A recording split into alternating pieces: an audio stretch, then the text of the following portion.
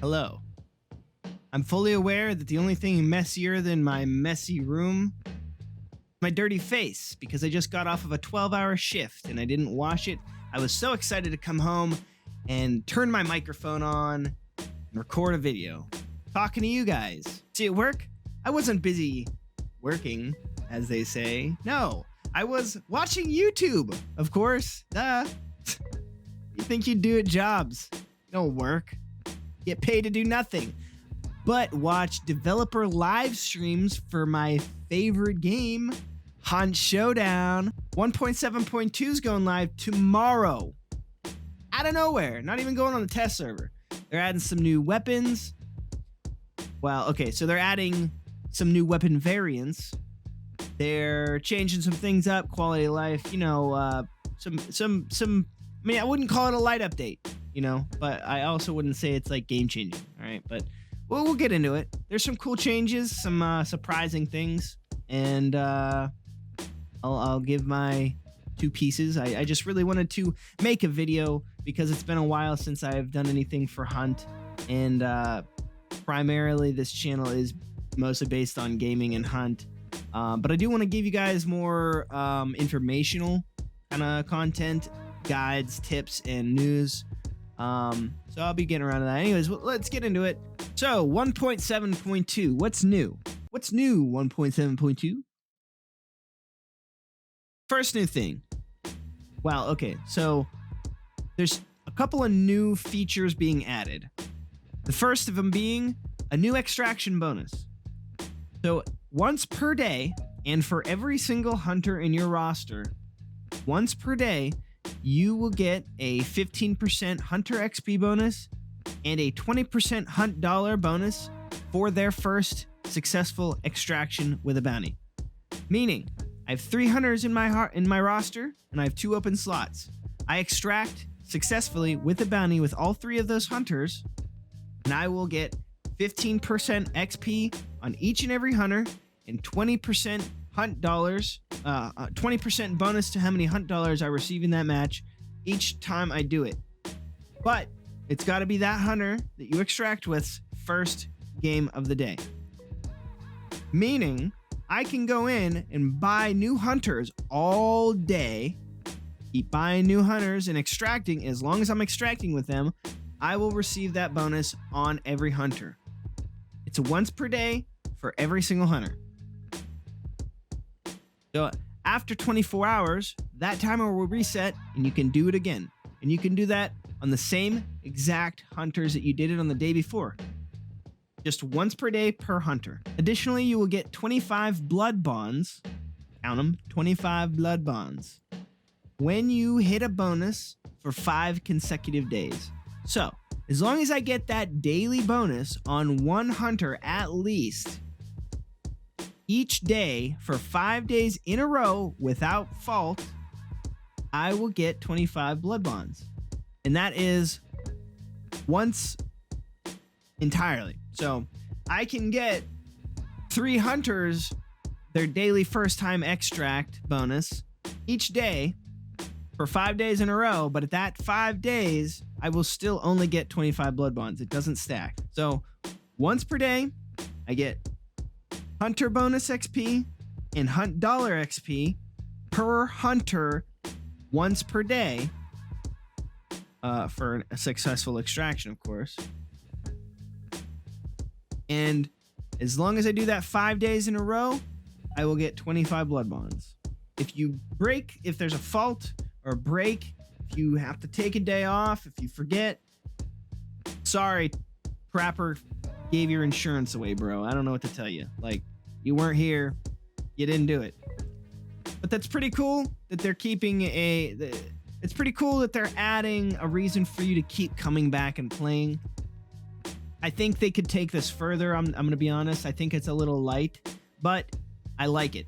I don't mind having this at all. I'm very happy that they're progressing in this direction. There needs to be more meat on the hunt bones, if you know what I mean.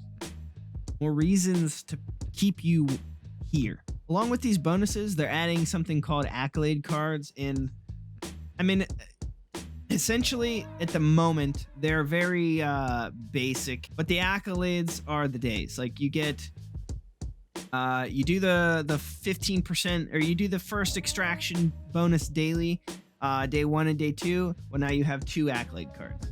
Pretty simple. You get 5 accolade cards, and guess what? 25 blood bonds. But say you get 2 accolade cards, forget. Don't come back for a couple days, and you come back, guess what? You don't have no accolade cards, bro. All right, moving on. All right, moving on. The next thing, the next feature, it would be called Dark Tribute. Now, this kind of, when I saw it, reminded me of a, like an event, like a Christmas event or a Halloween event where they have like the progress bar. You get so much XP, or you know, whatever the collectibles, presents and shit. The bar fills up, you hit this milestone, guess what? You get a gift. Well, in this case, it's always ongoing. It's not a holiday thing. It's entirely based off of XP, not on like looting hunters, killing bosses, gathering presents, and smashing pumpkins, shit like that. It's just XP. After each mission, you get XP. It goes towards this Dark Tribute progress bar, and when you hit a certain milestone, say the first one being 2500 XP, you can choose to give an offering. There will be a new menu. It'll have a guy named Mr. Orwell Cherry, which I need to catch up on my hunt lore, bro. Like I don't know what to tell you. I don't know who this guy is. Apparently he was around at some point. I don't know. I don't know the hunt lore that well. I need to catch up on it. Maybe that's, you know, a future series or a video we can do. But right now, I don't really. I heard him mention that it was in here. But Mr. Orwell Cherry is returning, for those of you who know who he is. And each one of those milestones, 2,500 XP, 5,000 XP, 7,000 XP, 10,000 XP. You get all of those milestones. You get to choose a. You get to choose to give a offering. Now you don't give him the XP. You just have to hit that XP milestone, and then you can choose to do the offering. So it's like, why not do it, right? You just have to be there to do it, I guess, or else you miss out. And so when you hit that milestone, you give the offering. Your guy cuts his little hands, big slice. You actually, I guess there's like a little mini game or something. You got to hold it down just to, I don't know. But I was watching it. They give you random rewards. It could be anything from a legendary hunter, a legendary item. It could be a one-use legendary item. So like, hey, I don't have this legendary skin, but they gave me that legendary skin to use, and when I lose it, it's gone, right? They could also give you permanent unlocks to skins. They give you XP. They could give you XP. They could give you upgrade points, perk points, and I heard them say that if you get perk points, and say you have a full list of hunters in your roster, you will get perk points for every single one of those hunters, which is pretty cool. You could also get hunter slots. You can get equipment skins, hunt dollars, and blood bonds, of course. All right, so you can get XP, you can get goodie, you can basically get anything that you know in the game that you can get almost anything pretty much.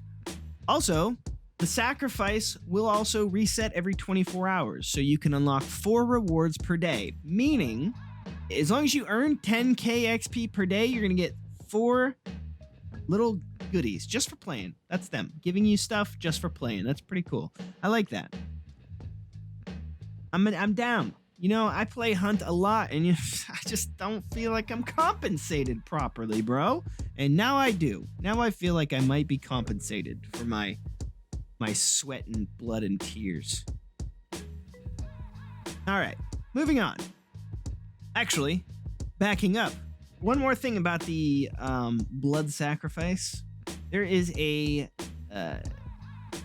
exclusive new legendary hunter, and I wouldn't call him new. So you have a chance, or you have the ability to unlock Bad Hand. Bad Hand is the Revenant, but less dead. Apparently he is only going to be available through this XP system, this daily XP system, and that's cool. Interesting. All right, let's move on. So, some updates regarding performance issues. I know personally I've noticed it only when I record, really. Like when I don't record or have OBS open, Hunt runs super smooth for me, but I have noticed lots of stuttering since I want to say the Vetterly update with the Silence Vetterly. I could be wrong, but it's been going on for a little while, and I know I have a few friends that have some serious performance issues, and it just seems like the performance has degraded recently. I've noticed, but hopefully this will fix it. They said. They say here that it has something to do with geometry rendering, general performance, problems loading textures on consoles, and more fixes to come. Hopefully, in the patch notes tomorrow, they'll give a good list of things that they changed, pertaining to performance. So that's good. Hopefully we'll see a gigantic FPS boost, all of us, tomorrow when this update goes live. Fortunately, I'm going to be working another 12-hour shift tomorrow, Friday, and Saturday. So I'm not going to be playing until Saturday night, Sunday at some point. But next week and from here on, I'll have a little more time. So I'll be streaming, just not tomorrow. All right, moving on. New weapon variants. The Scots Field. I used to call it the Schofield because that's what I thought it was, and then I realized it was Scots Field. Scott Field Spitfire. It's a snub-nosed Scott Field with a little doohickey on the trigger. Apparently makes it really fast at shooting. Higher rate of fire, increased recoil, dispersion, costs $108. That's pretty cool. Scott's Field being available at level 10. I believe it's level 10 still, and replacing the packs, my bay. They don't give the packs no TLC. I mean, the packs is already, but could use some variants, bro. All right, the packs claws sexy and all, but it's just kind of boring after a while. All right, anyways, enough of that rant. Scottsfield Spitfire shoots faster, has a little trigger finger, increased recoil. Surprising. All right, snub-nosed Scottsfield, basically. All right, and then the Scottsfield Precision. I keep saying Scottsfield. I don't know if it's Scottsfield or Scottfield. I like Scottsfield, so I'm just gonna say it. Roast me if you feel like it. I don't really care. Scottsfield Precision. Now, if you don't know what the Precision variants in Hunt are, it's the buttstock variant. So there's a Nagant Precision, and it's just a Nagant pistol with a buttstock attached to it, and that's exactly what this is going to be. A Scotfield pistol with a buttstock. It gives better hip-fire accuracy, better range, rate of fire, because apparently the buttstock somehow helps the trigger, become easier to click. The hammer easier to pull down. Medium slot due to shoulder rest, which is not surprising at all. Only $8,500. That is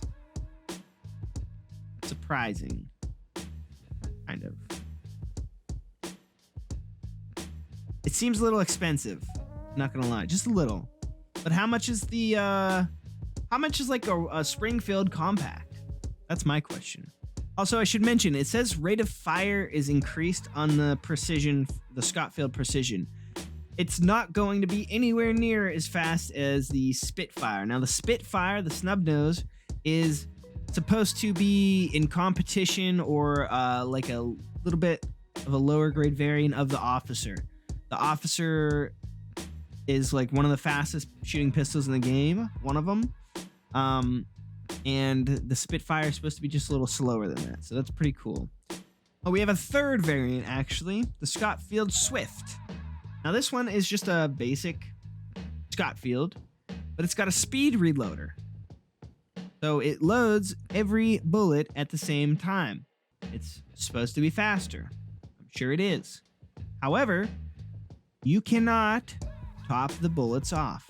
You cannot shoot 2 bullets and then reload and expect to just put 2 bullets in. No, it's going to dump 4 bullets on the ground, 4 perfectly good bullets. And yes, I know what you're thinking. You can try to grub those bullets all you want, but Bullet Grubber ain't going to do you nothing. All right? Ain't going to do nothing for you. Moving on. Next one is the Birthier Dead Eye. I really haven't. I think I've killed 1 person with the Birthier. I've used it one time. I really have been enjoying the Nagant carbine. I don't know why. I just find them everywhere in quick play, man. And I've been on quick play, like, yeah. Anyways, Birthier Dead Eye.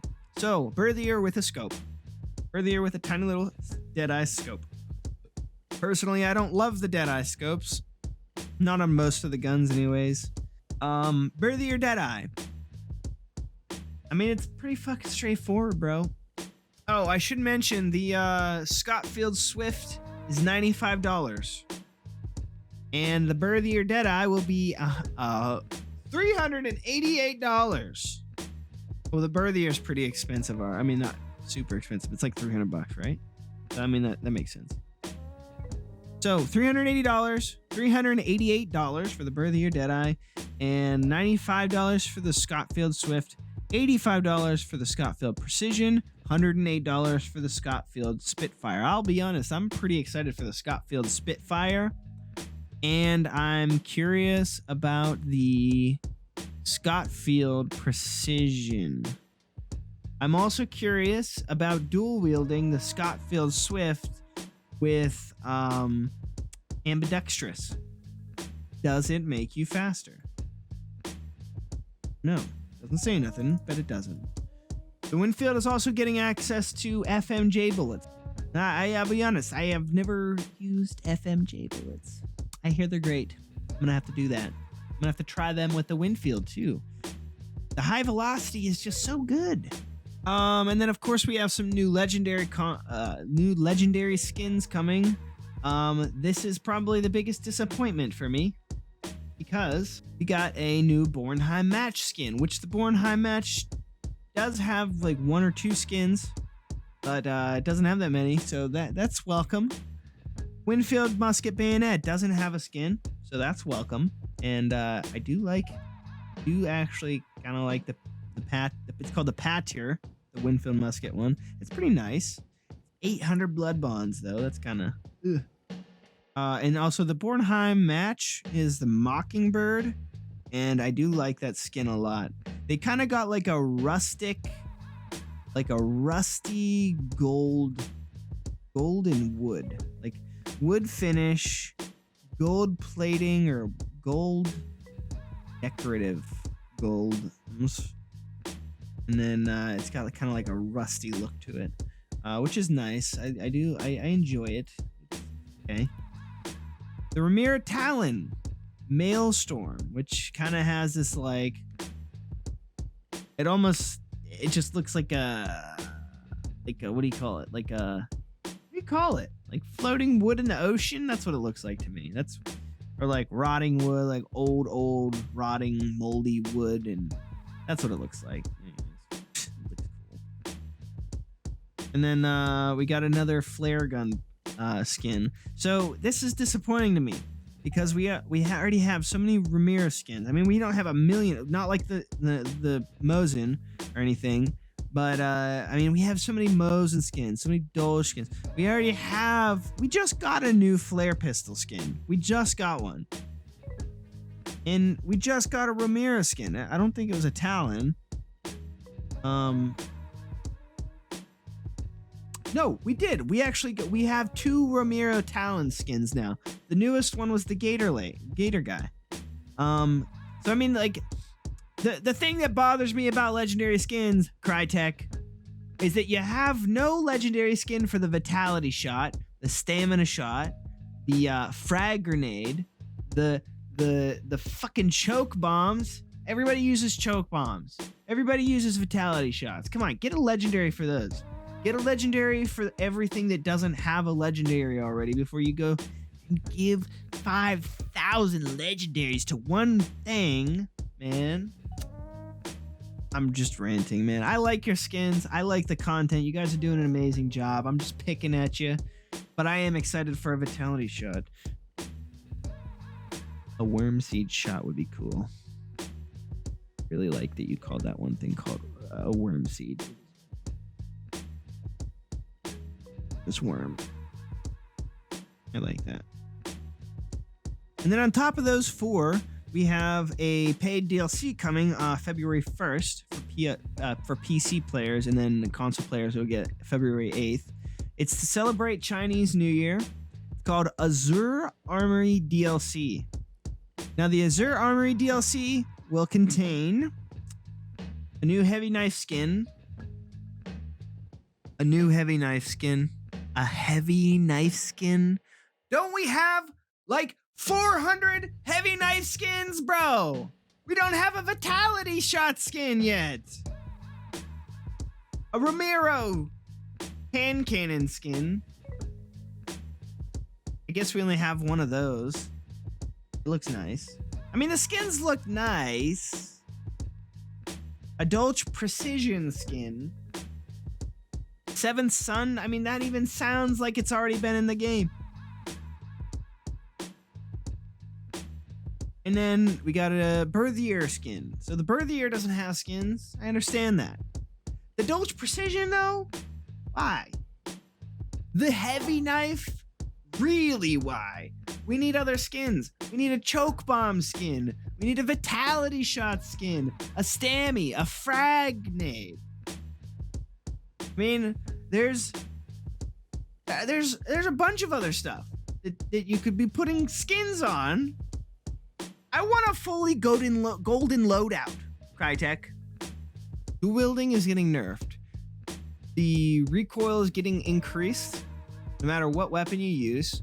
And dual wielding along with fanning and levering are losing the bonus to accuracy when you crouch. You're not going to be able to crouch and get an accuracy bonus and hit people from a mile away and get that lucky headshot. Now, fanning and levering are not getting an increase to recoil, so don't get that confused. It's just dual wielding. It's just a little too strong in a lot of situations. Sometimes it's too weak, but mostly it's too strong. So they're increasing the recoil, and they're making it more consistent with fanning and levering by taking the crouch bonus out.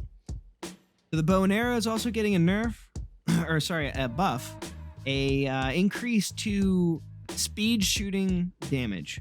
Now, this is kind of confusing for me to explain, but the attack damage that you get when you don't charge your bow, but you fire. So like a speed shoot, like you just real quick hit the fire button, you know, whenever you lob a little arrow and like a limp dick. Kind of, well, that's actually getting an increase to damage. And if you hit a grunt or a hellhound, you will get an even bigger increase to damage. Up to one hit kills for them.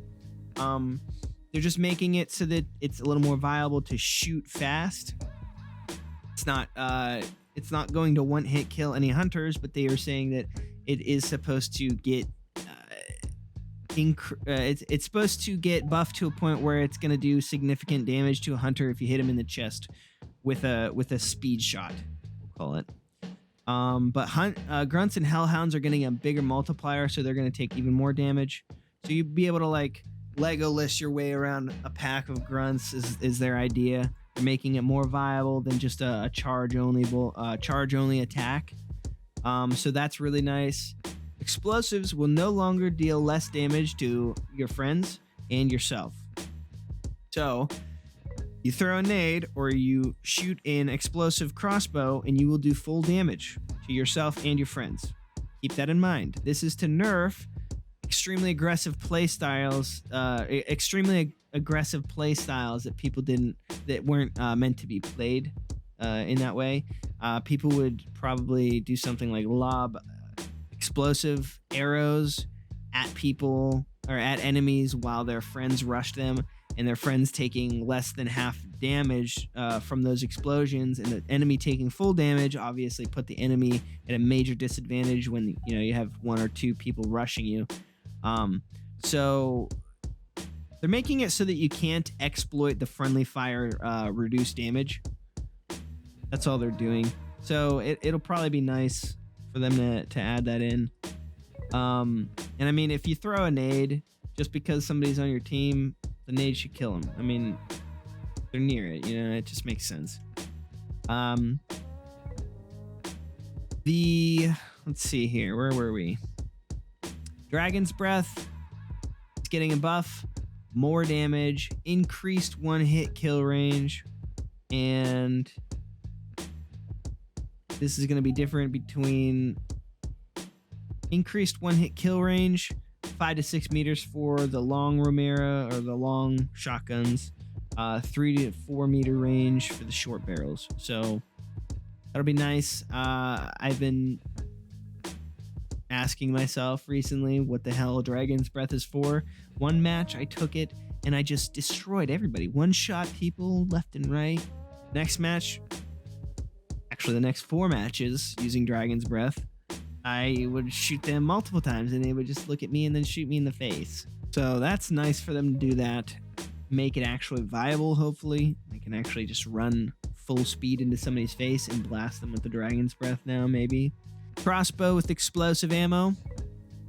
Enemies hit by an explosion have a difficulty aiming for a short period of time.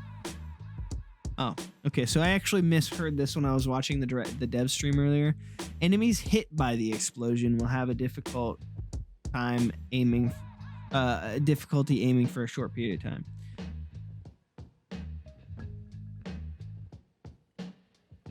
They're also reducing the ammo for the explosive crossbow. Originally, you had 6 reserve shots. Now you're gonna have 4, and they spread the increase the spread of the hip fire. So basically, they made it less accurate. They made it more effective when you hit, and they made it less accurate so that you can't spam it and took the ammo out. So you're less likely to spam. They also made the explosions hurt your teammates more. So basically, just they're kind of putting the explosive crossbow in its place. And honestly, I hadn't really seen it like abused. I've never seen the explosive crossbow really abused. I did actually get decimated by one. Probably somebody doing this because it was an absolute roll on us. Just the other day, I didn't think nothing of it, but now I'm like, oh. That's why. Next one is pertaining to traps. They're bringing the poison trap and the alarm trap up, kind of getting them on par with the concertina mines. They're not going to be nearly as good, obviously, defensively, but the poison clouds will now last. The poison trap will now have poison clouds that last 30 seconds and inflict severe poisoning. I believe before it was just like medium. I'm not really sure. Alarm traps will now deal incendiary damage and cannot be triggered in water. So the alarm traps are going to be fire traps now, essentially. I don't know how much damage they're going to do. Probably not much. I couldn't imagine them doing a lot of fire damage.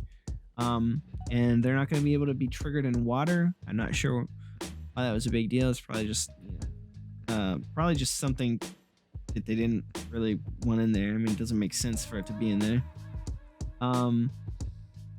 Horses. They're making horses. They're trying to make horses actual sound traps. Because right now, they're not really that useful. I pretty much ignore them entirely. Unless I hear somebody hitting a horse, I will ignore them. But now, horse sounds are fixed and better heard from afar. You're going to hear them further away. You're going to hear them for longer when they're triggered. And they're going to be instantly killable with a throwing axe, apparently. And I guess they're making projectiles easier to be picked up by the horses so that you can retrieve them. Apparently that was a big issue, losing your throwing axes, bow, arrows, throwing knives, things like that in your horse, or in a horse. You throw it at them and you just don't get it back. I think I've had that happen to me a few times, but I thought it was just an issue with the bow and the axe. Turns out it was actually an issue with the horse, maybe.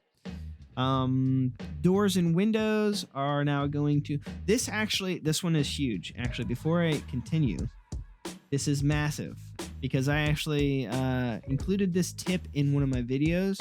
Well, it wasn't based on doors and windows, it was based off of AI, but it's the same exact premise. And that's that when you load into a game, or when you're roaming around a map and you're 100% sure, this is especially true in the very beginning of the match when you're going to your first clue, because you start at the edge of the map and you can tell left and right there's going to be hunters. There's always going to be hunters on your left and right, not necessarily close to you, but you can tell if they're at the next compound over by looking at the compound. And if you're at your compound, you look at that compound down there and you can see zombies is my tip. I was originally saying zombies, which I think is still true, but you could also look for doors and windows. And if you see doors and windows on a compound that's far away that you definitely have not been to, that means there's somebody over there, because players actually cause the game to render doors and windows and zombies. I don't know if they're fixing the zombies with this patch. I'm assuming not, because it just says doors and windows, but the doors and windows will now render with the building. That's huge. That is a very big exploit that's been in the game for a while. A lot of people didn't know about it, but if you played Hunt for long enough, you would just know, and you would be able to run straight into people and kill them. And if they didn't know that trick, then they're just, they're dead, basically. So this is cool.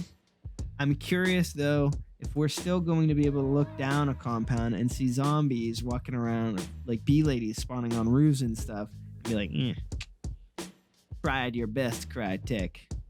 Didn't work. And then it looks like, we got one last thing here. Decoys. This was another one I was very excited for.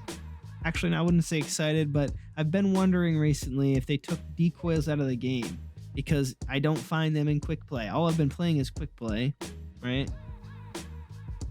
And I only find blank fire decoys. I don't find the regular decoys anymore. They were pointless. They're completely useless. They're just absolutely dog water. Now, they're not going to be so useless anymore. They're going to play hunter footsteps rather than that little metal clang that everybody recognizes and knows that that's just, some idiot outside throwing rocks at your window. Now it's going to sound like somebody's walking around on your roof instead. So you're going to be able to simulate a hunter walking around outside with the decoys now, and apparently equipping them and using them will be quieter. I wonder if that will pertain to... I wonder if that's going to actually affect blank fire decoys, the equipping and using sound being quieter. Well, I don't know. We'll have to find out tomorrow. Anyways, I stream on YouTube. My name is BlackWyrm. We are at the moment of making this video, we are 1 subscriber away from 100 subscribers. So hit that subscribe button and you might just be the 100th subscriber. Maybe I'll try to figure something out special maybe I'll send you used lottery tickets or something. I don't know. Think of something. Or I won't.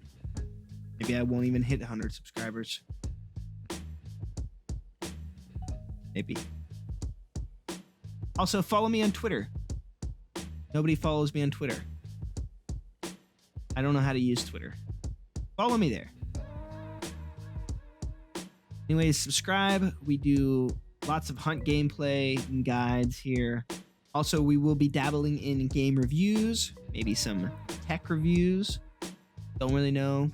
All I know is I want to make you laugh and I want to help you out. I want to give you information and entertain the masses. So comment, tell me what you think of the new update. I'll be reading my comments all day tomorrow. And I'll see you on the next one. Peace.